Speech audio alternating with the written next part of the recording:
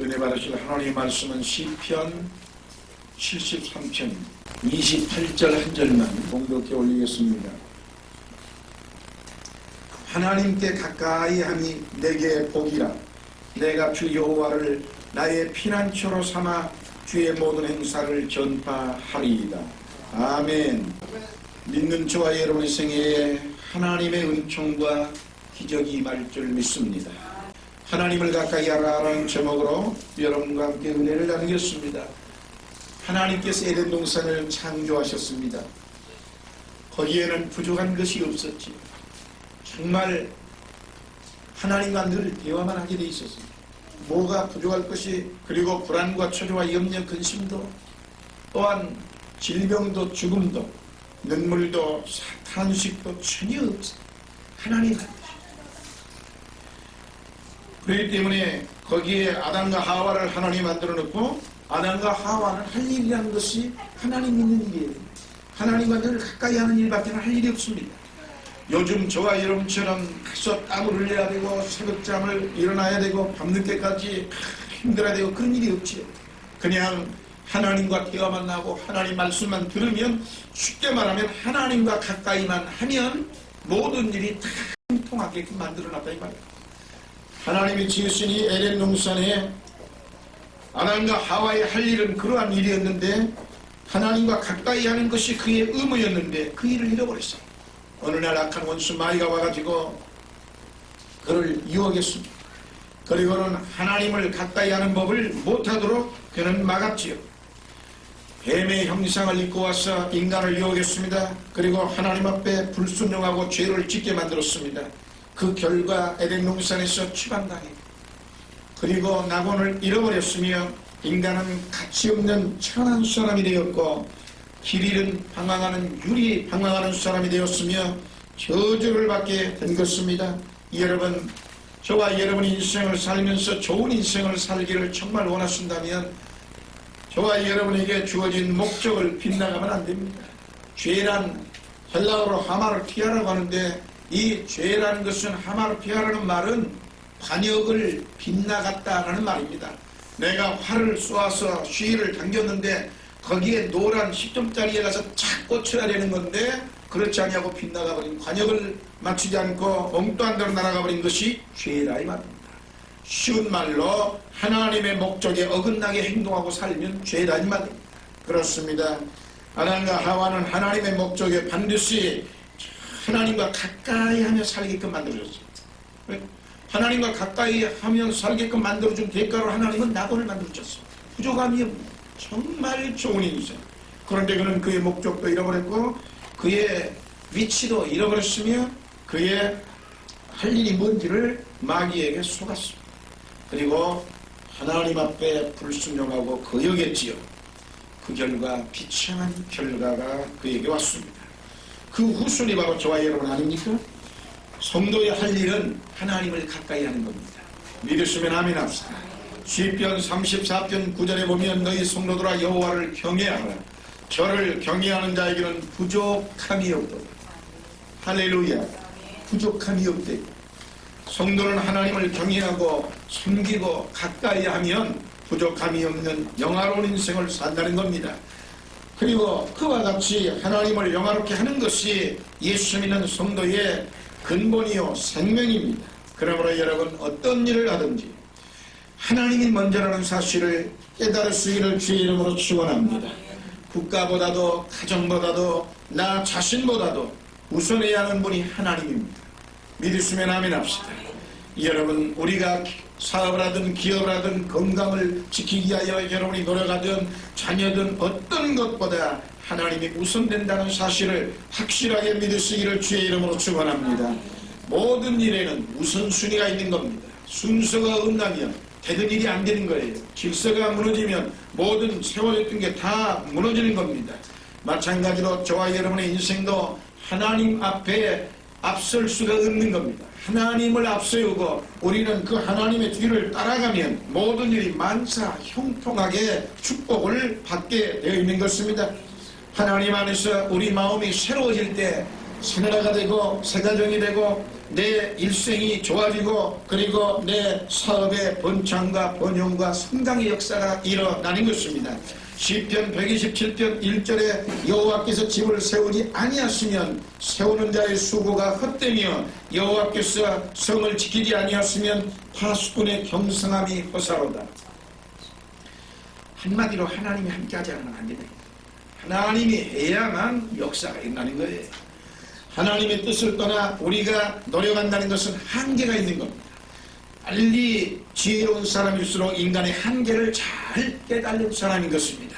어떤 일을 해도 하나님을 우선하십시오. 무슨 일을 하든지 하나님이 허락하실 때까지 기다리십시오. 여러분이 사업을 하든 가게를 차리든 이민을 가든 직장을 구하든 사업, 결혼, 공부 무엇을 하든지 간에 하나님의 뜻에 따라 순종하는 법을 배우는 것이 그리스도인의 삶의 방법인 것입니다. 대부분이 예수님을 믿고 하나님 말씀에 따라 순종하는 법을 배우지 아니하고 내 머리에 내 지식 내 경험으로 인간의 길을 따라가려고 하는 사람들이 많은데, 이분들이 처음 가는 것은 좋은 것 같은데 가다 보면은 유라블라 광풍을 만나가지고 말로 할 수 없는 시련과 그릇이 다 부서져가는 일들을 우리는 수없이 봤습니다. 하나님의 길을 따라 사는 것이 성도의 삶이요, 그것이 가장 바른 길임을 여러분 깨달을 수 있기를 주의 이름으로 축원합니다. 성도의 삶에는 첫째가 하나님, 유교에서는 첫째가 부모입니다. 그러나 기독교는 첫째가 하나님입니다. 여러분 그걸 분명히 알아야 됩니다. 하나님 안에서 예수 믿는 사람은 무조건 하나님 제1중심으로 살아요. 그리고 나서 내 부모예요. 그리고 나서 여러분의 삶이고 여러분의 인생인 것입니다. 그렇다고 기독교가 불효의 종교냐? 그렇지 않습니다. 여러분 에베소 6장 1절부터 3절에 보면 자녀들아 너희 부모를 주 안에서 순종하라. 이것이 옳으니라. 내 아버지와 내 어머니를 공경하라. 이것이 약속이 있는 첫 계명이니 이는 내가 잘되고 땅에서 장수하리라. 하나님 위에 부모를 두어서는 안 된다는 얘기입니다. 그러나 하나님을 믿는 성도는 부모님을 잘 섬겨야 한다는 거예요. 하나님이 부모님을 잘 섬기도록 만들어 놨어요. 그리고 하나님의 법칙입니다. 그러므로 부모를 잘 섬기는 것은 자녀의 마땅한 도리고, 부모를 공경하면 이 땅에서 장수한다는 것이 하나님과 인간과의 분명한 약속입니다. 여러분 성도는요 세상적으로 살면 안 됩니다.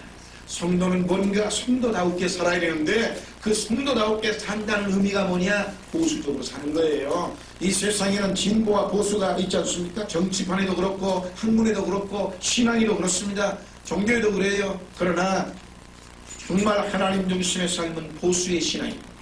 여러분 예수 믿는 사람이 잘못된 것은 고쳐가면서 살고 좋은 것은 날마다 그대로 더 발전시키며 사는 것이 좋은 것이고, 가정이나 여러분의 인생살이나 항상 깨끗하고 보수적으로 살려는 정신을 가져야지, 아무데나 가서 부어라 마셔라 내 멋대로 자유롭게 살려고 하면 그것이 바로 세속적이 되고 처음은 좋은 것 같지만 마지막엔 비참한 종말을 고하게 된다는 것입니다.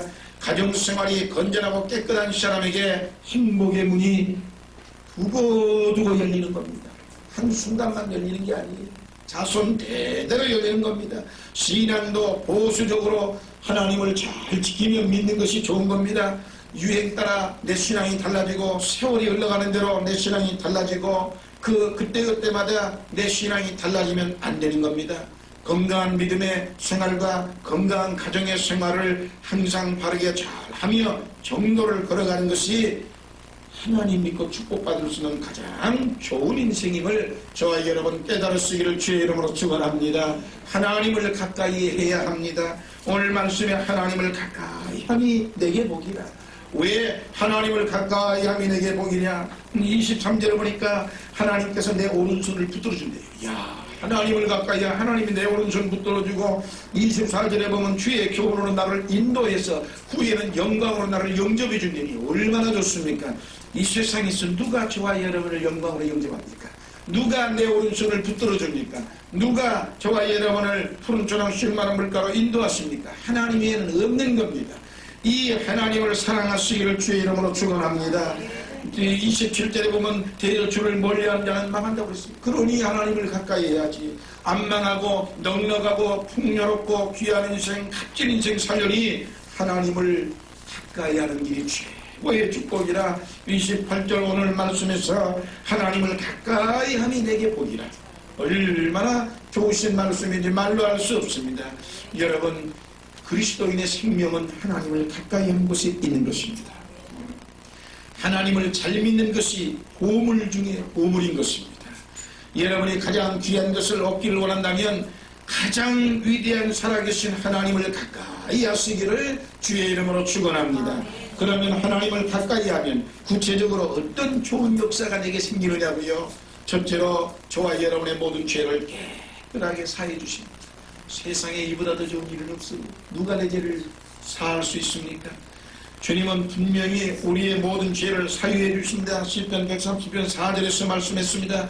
뿐만이 아니라 갈라디아서 3장 13절에 보면 그리스도께서 우리를 위하여 저주를 받은 바 되사 율법의 저주에서 우리를 속량하셨으니 기록된 바 나무에 달린 자마다 저주 아래 있는 자라 하였음이라 했고, 베드로전서 2장 24절에 보면 친히 나무에 달려 그 몸으로 우리 죄를 담당하셨으니 이는 우리로 죄에 대하여 죽고 의에 대하여 살게 하려 하심이라. 저가 채찍에 맞음으로 너희는 나음을 얻었느니라 말씀했습니다. 여러분, 죄는 하나님께서만이 용서할 수 있는 겁니다. 사람의 능력과 권세와 체주로 죄를 용서할 수 없습니다.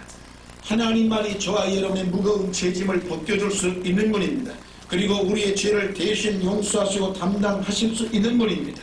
죄에는 최소한도 4가지 특징이 있다고 하는데, 첫째는 부끄러움을 가져다주는 수치의 특징이 있습니다. 여러분, 죄를 위험한 인격과 명예의 부끄러움이 아주 거머리처럼 따라붙습니다. 이건 참으로 고통스러운 거예요. 그렇기 때문에 우리는 하나님 안에서 여러분 거머리같이 따라붙는 모든 죄를 다 멀리해야 됩니다. 삶의 부끄러움이 따라붙습니다. 그렇지만 예수를 믿고 하나님을 가까이 하는 자는 예수님의 십자가 보혈의 피로 씻어버리고 마는 것입니다. 그리고 그 예수 안에서 우리는 놀라운 의인으로서의 의로운 축복을 받게 되는 것입니다. 예수님의 십자가에서 내 죄 때문에 못 박혀 피 흘려 죽었기 때문에 우리는 그 예수를 믿으면서 그 죄가 나를 씻어버리는 겁니다. 그러니 얼마나 감사합니까? 하나님을 가까이 하면 우리의 모든 죄악이 사라지는 것입니다. 죄는 두 번째 특성이 있는데 우리를 얽어매지요. 죄는 사람을 얽어맵니다. 그렇지 않습니까? 죄로 말미암아 구속을 당하는 것입니다. 질병으로 매이든지 환난으로 매이든지 몸과 마음과 생활이 어디든지 매이게 되어 있습니다. 죄를 지으면 마귀에게 매이는 것입니다. 죄를 지으면 자기 마음대로 움직일 수가 없습니다. 죄인이 자유함을 얻는 길은 이 세상에 절대 없습니다.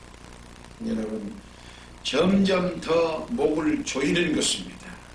그러므로 바로 내 죄를 씻어주신 예수 그리스도를 내가 믿음으로 정결케 자유함을 주시는 하나님의 은혜를 우리는 깨달을 수 있어야 됩니다. 죄의 세 번째 특징은 죽음이라는 겁니다. 죄의 싹은 사망입니다. 분명히 야고보서 1장 15절에 욕심이 잉태한 즉 죄를 낳고 죄가 장성하여 사망이 이릅니다. 죄는 장성하면 사망인, 죄는 우리를 영원한 멸망으로 이끌어 가는 것입니다. 금생에도 내세에도 전혀 소망이 없는 것입니다. 여러분, 우리가 소망을 가지고 살아가려면 하나님을 가까이 하시기를 주의 이름으로 축원합니다. 그리하면 여러분은 새 생명을 얻고 하늘의 생명을 얻고 하나님의 생명을 얻고 여러분의 인생에 가는 곳마다 존귀함을 받는 귀한 인생을 살게 되어 있습니다. 죄의 특징의 네 번째, 하나님으로부터의 진노의 대상이 된다는 것. 어찌 우리가 스스로 정말 잘 살자고 새벽같이 일어나서 밤늦게 누우면서 온갖 땀 흘려 노력하는데 죄 지어버리면 그것이 다 사라져버리지 않습니까? 그러니 여러분의 지난날에 온갖 땀 흘린 수십 년의 세월이 한순간에 다 무너지지 않습니까? 그러므로 버려야 합니다. 우리가 죄의 특징은 우리를 멸망시킨다는 거죠. 하나님의 진노가 우리에게 따라붙고 우리에게 저주가 임한다는 겁니다. 그러므로 그러한 걸 전부 다 멀리해야 합니다. 아무튼 죄를 짓고 하나님 앞에 복받을 사람은 세상에 한 사람도 없습니다. 하나님의 성전에 나와서 하나님 앞에 최소한도 죄사함을 받아야 저와 여러분이 하나님의 축복이 언제나 따라붙는 것이지, 그렇지 아니하고 하나님의 성전을 오지 아니하고 교회를 와서 죄를 용서하지 아니하고 여러분의 인생에 땀 흘려 내 노력대로만 살면 될 것 같지만 거기에는 날마다 진노가 따라붙는 겁니다. 그게 얼마나 무섭습니까? 어느 날 한순간에 하나님이 후 하고 한번 불어버리면 수천만 원 수억이 날아갑니다. 그렇기 때문에 그러한 일을 우리는 하지 않도록, 죄가 인생을 무너뜨리고 그 집을 무너뜨린다는 사실을, 여러분의 모든 삶을 무너뜨린다는 사실을 우리는 알아야 됩니다. 죄를 사하고 우리를 보혜를 쓰고 푸른 초장 실만한 물가로 인도할 수 있는 분은 예수 그리스도밖에 없습니다. 그 예수 그리스도가 저와 여러분의 죄 때문에 이 땅에 오셔서 십자가 못 박혀 죽었습니다.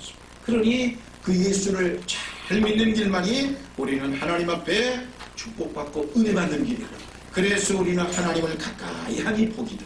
여러분, 하나님을 가까이 하여 정말 죄에서 해방받으시고 의인 되시기를 주의 이름으로 축원합니다. 뿐만이 아니라 하나님을 가까이 하면 우리의 소원을 이루어주시고, 소원, 시편 20편의 1절부터 봐도 그렇거니와 또 시편 103편 2절부터 5절에 봐도 그렇습니다. 내 영혼아 여호와를 송축하며 그 모든 은택을 잊지 말지어다. 저가 내 모든 죄악을 사하시며 내 모든 병을 고치시며 내 생명을 파멸에서 구속하시고 인자와 긍휼로 간을 씌우시며 좋은 곳으로 따라합시다. 내 소원을 만족해 하사. 아멘. 하나님은 죄도 사해 주시고 하나님을 가까이 하면 죄를 씻어줘. 하나님을 가까이 하면 죽을 병도 고쳐줘. 하나님을 가까이 하면 생명을, 누가 나를 죽이려고 하면 보호해줘. 하나님을 가까이 하면 내 소원을 다 이루어줘서 나에게 만족함을 준다. 뿐만이 아니라 내 늙어가는 이 육신을 청춘으로 독수리같이 새롭게 하는 건강과 힘을 줘. 이야, 이 축복이 하나님을 가까이 하는 여러분에게 임하시기를 주의 이름으로 축원합니다. 시편 107편 30절에 보면 저가 평온함을 인하여 기뻐하는 중에 여호와께서 저희를 소원의 항구로 인도하시는도다. 할렐루야. 하나님은 분명히 하나님을 가까이 하는 사람의 소원을 들어줍니다. 여러분, 사업에서 성공하고 싶지요? 여러분, 뭔가 뛰어난 인생을 살고 싶지요? 여러분의 마음에 정말 간절한 소원이 있습니까? 그 소원이 정말 이루어지기를 원하십니까? 하나님을 가까이 하세요. 하나님을 가까이 해야만 역사가 일어나고 이 모든 우주만상에 움직이는 운행자가 하나님이라는 사실을 결코 관가해서는 안 됩니다. 하나님은 확실하게 살아계신 분이고 우리를 평온한 마음으로 복 있는 인생을 살도록 우리의 소원을 다 이루도록 항구로 인도해 준다는 사실을 꼭 깨달으십시오. 믿음의 배 여러분이 늘 그 타서 이 은혜의 바다를 저어갈 수 있는 사람이 중요한 사람입니다. 여러분, 정말 주님을 경외하고 여호와를 가까이 하는 사람은 결단코 멸망과 불행의 길로 빠지지 않는다는 사실을 깨달으시기를 주의 이름으로 축원합니다. 세 번째, 여러분, 하나님을 가까이 하면 하나님이 우리를 사랑하시고 불쌍히 여기십니다. 시편 103편 13절을 보면 아비가 자식을 불쌍히 여김같이 여호와께서 자기를 경외하는 자를 불쌍히 여기시라니. 할렐루야. 하나님이 나를 사랑해 준다니 얼마나 좋습니까? 하나님이 나를 불쌍히 여겨주니 나의 부족한 것도 하나님이 알아서 다 채워줘. 나의 간절한 기도도 하나님이 다 응답해줘.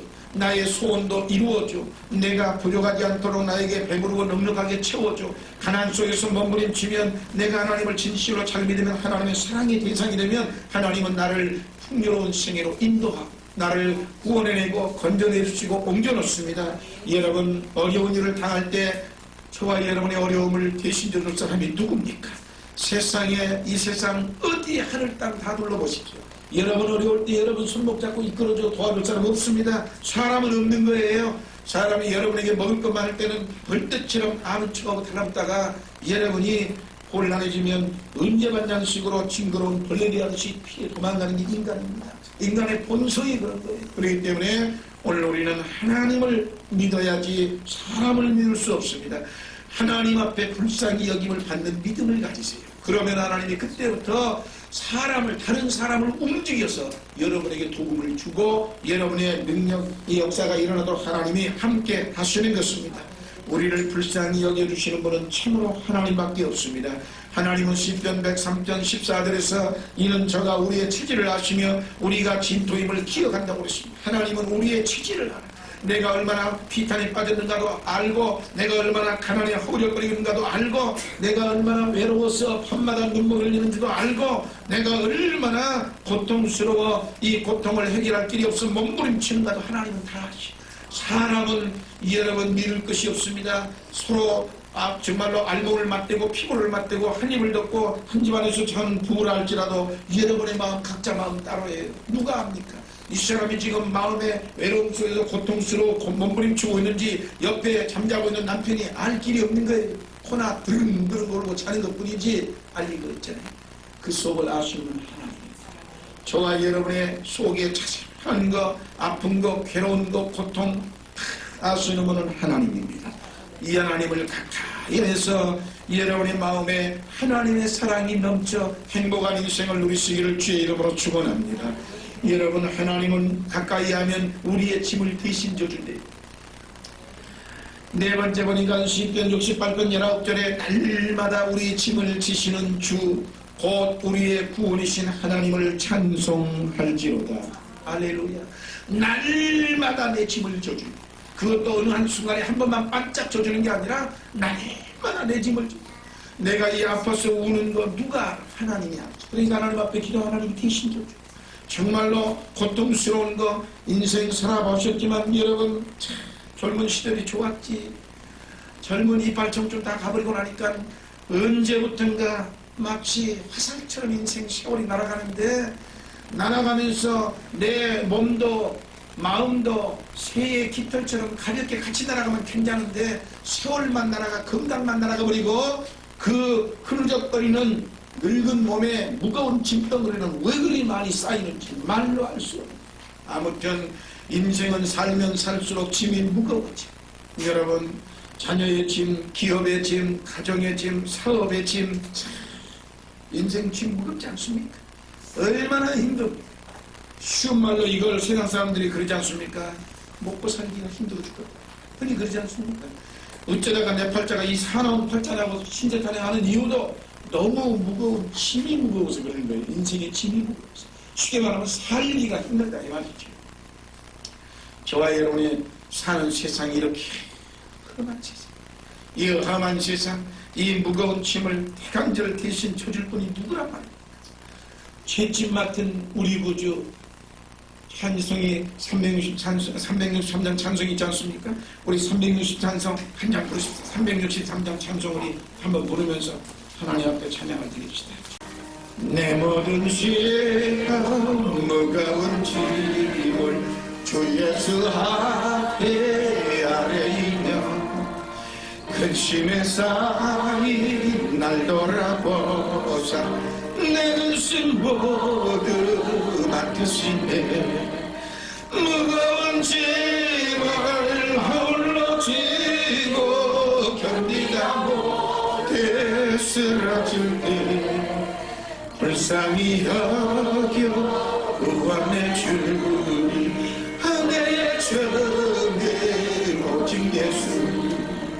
내 모든 괴로움 당신은 말라 주 예수 앞에 아뢰이면 주께서 죄는 날 구해 주사 넓은 생사랑 베푸시니 무거운 짐을 홀로 지고 견디다 못해 쓰러질 때 불쌍히 여겨 날 구해 주니 은혜의 주님 오직 예수.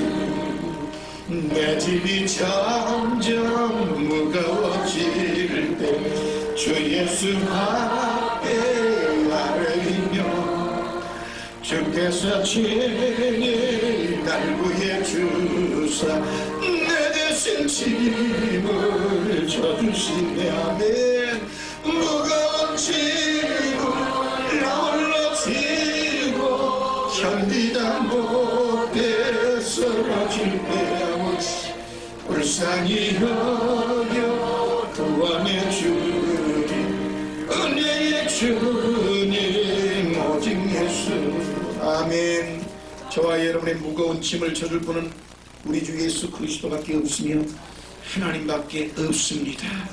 여러분 하나님을 가까이 하셔서 여러분의 모든 무거운 짐을 해결받으시기를 주의 이름으로 축원합니다. 하나님을 가까이 하면 하나님이 우리의 필요한 것 다 채워준다고 성경은 기록하고 있습니다.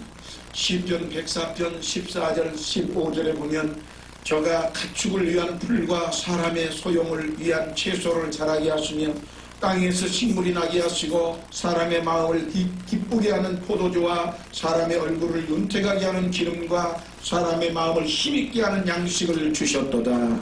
아멘. 이사야서 55장 2절에 보면 너희가 어찌하여 양식 아닌 것을 위하여 은을 달아주며 배부르게 못할 것을 위하여 수고하느냐. 나를 청종하라. 그리하면 너희가 좋은 것을 먹을 것이며 너희의 마음이 기름진 것으로 즐거움을 얻으리라 말씀했습니다. 여러분 하나님을 가까이 하면 기름진 것으로 정말로 마음에 부족함이 없고 여러분 즐거움을 얻으며 염려 근심 다 사라지고 궁핍함이 사라진다고 말을 했습니다. 마태복음 6장 31절 32절 그러므로 염려 이르기를 뭘 먹을까 뭘 마실까 뭘 입을까 하지 말라. 이는 다 이방인들이 하는 것이라 너희 천국께서 이 모든 것이 너희에게 있어야 할 줄을 아시느니라. 아멘. 인간이 부족하기 때문에 살아가기 위해서는 부족하기 없는 풍요롭게 넘치는 하나님을 가까이 해야만 복을 받습니다. 하나님은 너무나도 많은 넘치는 풍요로움을 가지고 계신 분이기 때문에 우리는 이 하나님을 가까이 하면 하나님이 이렇게 우리의 필요한 걸 다 채워주시고 해결해 주시고 여러분 걱정하지 마십시오.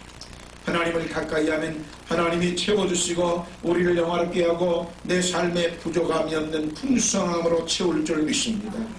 또한 하나님을 가까이 하면 하나님이 우리에게 복을 준다고 말을 하고 있는데 오늘 본문 말씀이 그렇지 않습니까? 하나님을 가까이 하라 함이 내게 복이라고 그랬습니다. 시편 67편 6절 7절에도 그렇게 말했어요. 땅이 그 소산을 내었도다. 하나님 곧 우리 하나님이 우리에게 복을 주시리로다. 하나님이 우리에게 복을 주시리니 땅의 모든 끝이 하나님을 경외하리로다.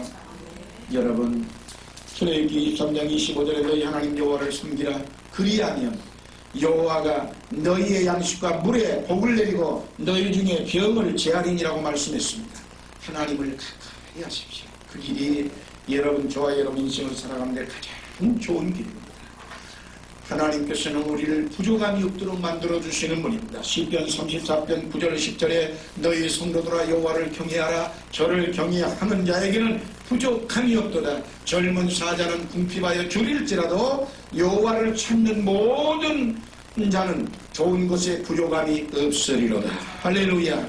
사자같이 힘이 있다고 날뛰는 사람도 세월에 지나가는 흐름에 부서져 간다. 힘이 없더라고요.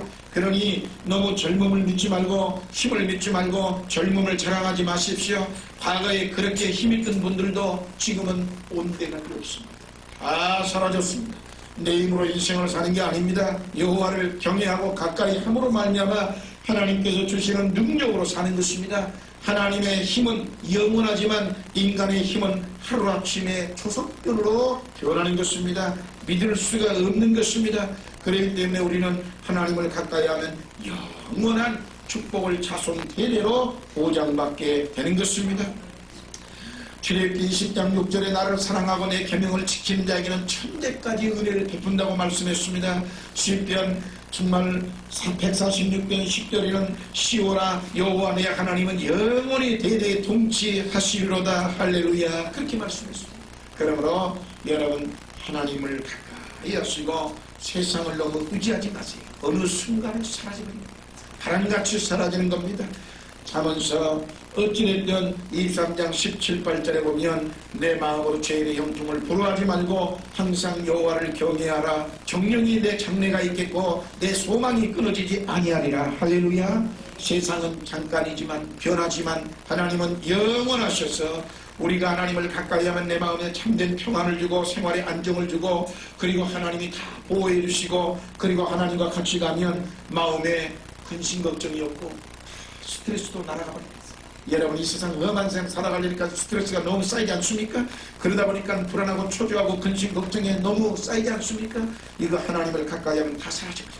사라지고 분명히 내 장래가 있겠고 내 소망이 끊어지지 않는다고 그랬으니 이 하나님 말씀을 꼭 믿고 하나님은 어제나 오늘날 영원토록 동일하다고 히브리서 13장 8절에 말한 것처럼 이 하나님을 믿으십시오. 세상에 다른 거 다 믿을 것 없습니다. 하나님을 가까이 하면 여러분의 일생에 자자손손의 복을 받는 것입니다. 그러면 하나님을 가까이 하기 위해서 우리가 할 일이 뭐냐? 배워야 돼. 신앙은 배우는 것. 무슨 신앙을 배워? 학교에 가서 지식을 배우는 거지. 천만의 말씀입니다. 신앙은 배워야 됩니다. 여러분 배우되 하루아침에 배우는 게 아니라 수십 년 배워야 됩니다. 그래야 올바른 신앙이 되고 하나님 앞에 축복받는 신앙이 됩니다. 우상 숭배는 돈만 많이 갖다 내고 열심히 빌기만 하면 됩니다. 멀쩡하게 제멋대로 죄짓고 별짓 다 하고 죽이다가도 산에 가서 비나이다 비나하고 돈 갖다 바쳐놓고 복채 갖다 바치고 빌기만 하면 되지만 기독교는 열심히 빈다고 되는 종교가 아닙니다. 여러분 돈을 많이 냈다고 은혜 받는 것도 아닙니다. 하나님을 믿는 것을 배워야 하는 것이 기독교 종교입니다.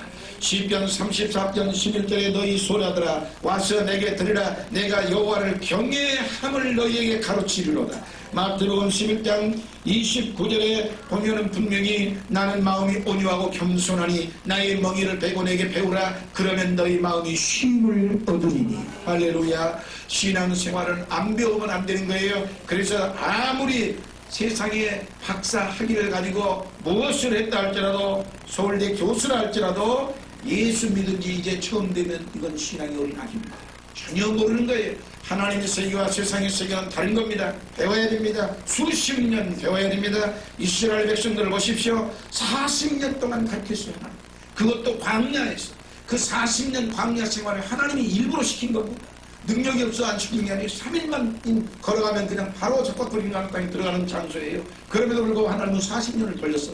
왜? 하나님 경외하는 법을 일단 가르친 뒤에 그 땅에 들어가야 적박 뿌리는 땅이 되는 거지. 하나님을 경외하는 법도 모르고 애굽의 노예 생활에서 멋대로만 살던 세상적인 찌든 생활을 살아있던 사람들을 하나님이 적각 꾸는 땅에다 집어넣는다고 해서 바로 하나님을 경건하게 숨기느냐? 그렇지 않습니다.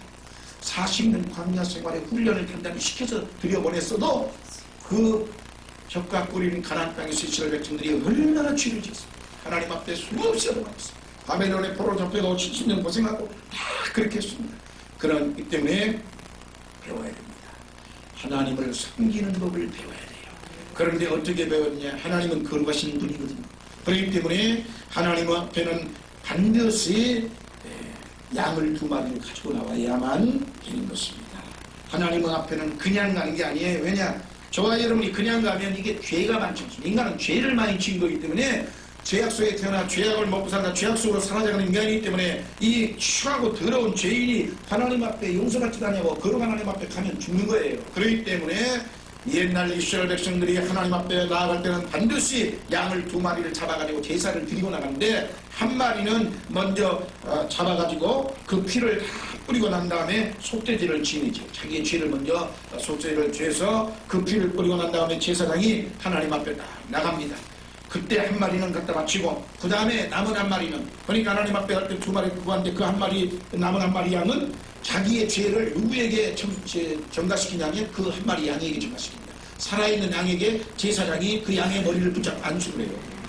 안수를 해서 내가 만약에 죄를 지어서 내가 이 양 2마리를 끌고 왔어. 그러면 제사장이 하나를 잡아가지고 속죄제를 짓고 제단을 뿌리고 그리고 또 한 마리는 내 죄를 양에다가 넘깁니다. 하나님 아버지시여 이 아무개라는 이 죄인이 이 죄를 이만이만이 도둑질을 했습니다. 이랬습니다. 그래서 이 죄를 이 양에게 씌웁니다. 하나님 이 양으로 대신 이 죄를 속하여 주옵소서. 그래야죠. 제사장이 기도를 쫙 하고 그 다음에 이걸 광야로 내버립니다. 그러면 그 광야에 온갖 그 동물들이 있지 않습니까? 그 동물들이 잡아먹어요. 그로 말미암아 그 양이 내 죄를 다 뒤집어 쓰고 가서 동물들한테 광야에서 죽었다. 그래서 내 죄가 사함받는다. 그 양을 바쳐진 양을 아사셀 양이라고 합니다. 그래서 아사셀 양 그렇게 말하는 겁니다. 광야에서 짐승에 잡혀 먹고 내지는 다 살아있는데 이것이 매일 하나님 앞에 매일 반복되는 겁니다. 여러분, 하나님 믿는 것이 그렇게 단순한 게 아닙니다. 하나님 앞에는 이방신에게 하듯이 그냥 나가는 게 아닙니다. 제사를 드린 다음에 가능한 것입니다. 바로 그 제사를 이제는 오늘날은 매일 그렇게 할 수 없으니까 우리의 죄를 누가?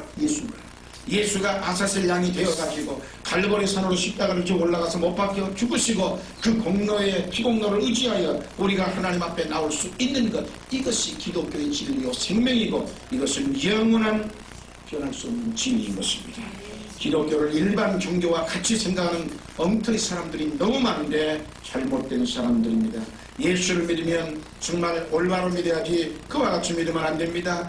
그리고 예수를 믿으면 하나님 안에서 여러분이 축복을 받게 되어 있는데 왜 복을 못 받습니까? 오랜 세월 믿어도 이유가 간단합니다. 내 힘으로 믿으려고 하니까, 내 공로로 믿고 내 힘으로 믿고 내 주장으로 믿고 내 능력으로 믿으려고 하니까 하나님의 축복은 온데간데 없고 인간의 힘으로는 안 되는 걸 왜 안 되는 줄 아시? 에덴 동산에서 하나님 명령을 거역했기 때문에 그때부터 쫓겨나는 그 순간부터 인간과 하나님은 원수인 겁니다. 그 인간과 하나님의 원수되는데 그 원수의 화목의 자리에 다리를 놓으신 분이 예수 그리스도예요. 그래서 십자가가 화목으로 된다 이 말입니다. 근데 그 원수 같은 인간이 하나님 앞에 화목도 안 하고 예수의 피로 용서함도 받지도 않고 내 멋대로 내 공로로 내 힘대로 와서 예수 믿으러 가니까 하나님 복을 줍니까? 안 주지. 그러니 우리는 회개해서 하나님의 은혜 안에서 새로 십자가 밑에 와서 무릎을 꿇을 줄 알아야 됩니다. 십자가 밑에 와서 예배를 드리고 십자가 밑에 와서 찬양하며 십자가 밑에 내 자신을 완전히 다 엎드려서 나를 낮출 줄 알아야 됩니다. 그래야 바로 하나님께서 기뻐하시는 모든 일을 좋아하시는 것입니다. 여러분, 하나님을 가까이 하는 가장 좋은 방법 한 가지만 얘기하고 설교를 마치겠습니다. 시편 84편 1절부터 12절까지가 다 그런 내용인데 성전을 가까이 하는 것이 하나님을 가까이 하는 것 믿습니까? 하나님을 가까이 해서 복을 받기를 원하면 성전을 가까이 하십시오. 이 시편 84편의 장은 하나님의 선을 사모하는 간절한 기도장이 바로 이 말씀입니다. 1절 2절에 보면 만군의 여호와여 주의 장막이 어찌 그리 사랑스러운지요. 내 영혼이 여호와의 궁정을 사모하여 죄악하며 내 마음과 육체가 생존하신 하나님께 부르짖나이다. 4절 5절에 보면 주의 집에 거하는 자가 복이 있나이다. 저희가 항상 주를 찬송하리다. 주께 힘을 얻고 그 마음에 시온에 데려가 있는 자는 복이 있나이다. 사랑하는 성도 여러분, 성도는요 어디에서 무엇을 하면서도 언제나 마음에 시온에 데려가 있어야 됩니다. 그 시온의 데려가 뭐냐? 하나님을 향하는 마음이고 하나님을 사모하는 마음이고 내가 내 예수 믿는 내 성전을 가야 되겠다는 그 마음이 바로 시온의 데려다. 그 시온의 데려라는 건 시온산에 이스라엘 예루살렘의 교회가 세워져 있었기 때문에 전 사람들이 전부 다 시온의 데려를 향하여 시온산을 향하여 예루살렘을 올라갔기 때문인 것입니다. 그러므로 우리는 시온의 길로 가는 길이 열려 있어야지 세상으로 나가는 길이 열려 있으면 안 됩니다. 아버지의 집 성전으로 가는 시온의 대로가 있기를 여러분 다 꼭 기도하시고 오늘 그와 같이 시온의 대로를 가지고 주의 전을 사모하면 하나님이 축복을 반드시 주시는 겁니다. 그러므로 여러분 이제부터는 하나님을 가까이 하는 건 성전을 가까이 하는 걸 깨닫고 성전을 귀히 여기고 높이 생각하십시오. 교회와 가정에서 목에 힘을 빼면 그 사람은 행복한 사람이고 자신을 낮출 수 있는 한 낮추면 그 가정과 교회에서는 행복한 인생을 살고 평안한 인생을 살고 그 가정이 기뻐가지고